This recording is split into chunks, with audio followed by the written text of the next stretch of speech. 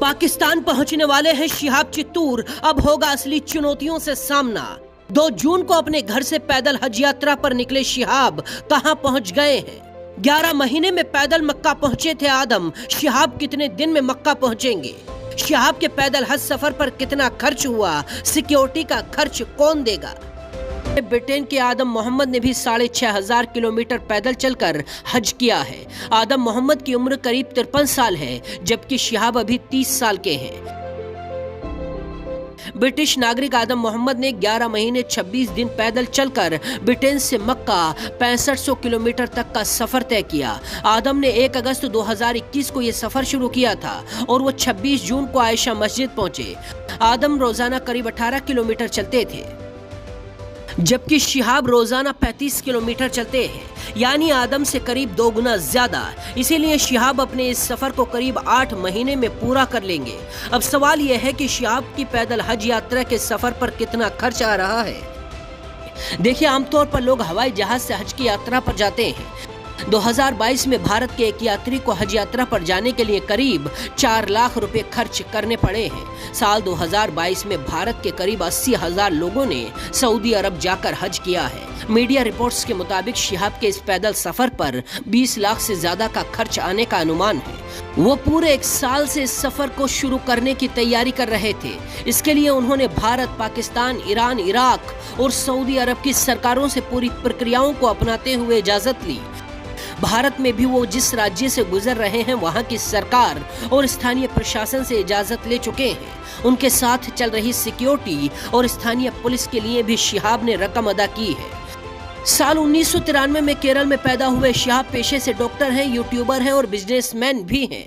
लेकिन जब से वो पैदल हज यात्रा पर निकले हैं, कहीं लोग उनके स्वागत में फूल बरसा रहे हैं, तो कहीं लोग उनके साथ उनका हौसला बढ़ाने के लिए कई किलोमीटर तक पैदल चल रहे हैं। अब सवाल यह है कि भारत से निकलने के बाद शिहाब के सामने कौन सी चुनौतियां आ सकती हैं।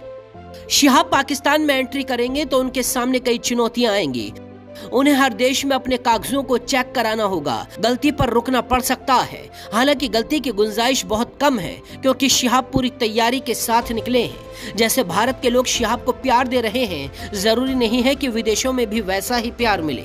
हालांकि पाकिस्तान में शिहाब को ऐसा ही प्यार मिलने की उम्मीद है, क्योंकि वहां कई लोग उनका इंतजार कर रहे हैं। शिहाब को अलग अलग मौसम में भी लगातार चलते रहना होगा। शिहाब की सेहत भी बिगड़ सकती है।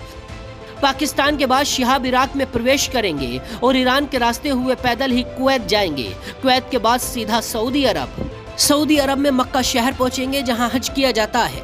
अभी तक शिहाब को पैदल चलने में कोई दिक्कत नहीं आई है, क्योंकि शिहाब लगातार 1 साल से पैदल चलने की ट्रेनिंग ले रहे थे। 1 साल से हर रोज 25 से 30 किलोमीटर तक सफर करके हज पर निकलने की तैयारी कर रहे थे। कहा जा रहा है कि इसी तैयारी में उन्होंने केरल से दिल्ली तक भी पैदल सफर किया है। शिहाब अपनी फिजिकल फिटनेस के लिए बेहद गंभीर रहे हैं। वो रोजाना वर्कआउट, योगा और एक्सरसाइज करते आए हैं, इसीलिए उनके लिए ये सफर आसान हो गया है।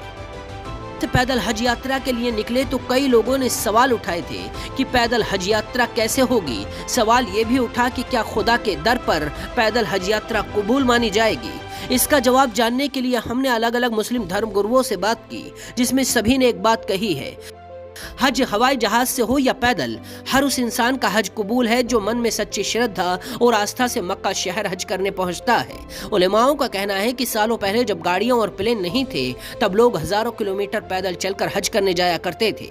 तो पैदल हज करने में कोई गलती नहीं है, बल्कि उसके लिए हिम्मत और हौसला कई गुना ज्यादा होना चाहिए।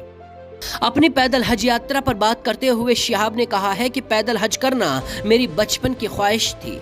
मैं रब का शुक्रिया अदा करता हूँ, मेरी माँ की दुआओं से मेरी ये तमन्ना पूरी हो रही है। मैंने सभी प्रक्रियाओं को पूरा किया है। मैं जल्द ही अपनी मंजिल तक पहुँच जाऊंगा। शिहाब के हौसले को एक चमत्कार की तरह देखा जा रहा है, क्योंकि करीब 3000 किलोमीटर चलने के बाद भी शिहाब चित्तूर वैसे ही स्वस्थ और तंदुरुस्त दिखाई दे रहे हैं, जैसे पहले दिन वो अपने घर से निकले थे। शिहाब के इस पैदल हज सफर की भारत ही नहीं बल्कि कई देशों में चर्चा है। पाकिस्तान में तो शिहाब का बाकायदा बेसब्री से इंतजार किया जा रहा है। मुस्लिमों के साथ गैर मुस्लिम भी शिहाब के हौसले को सलाम कर रहे हैं।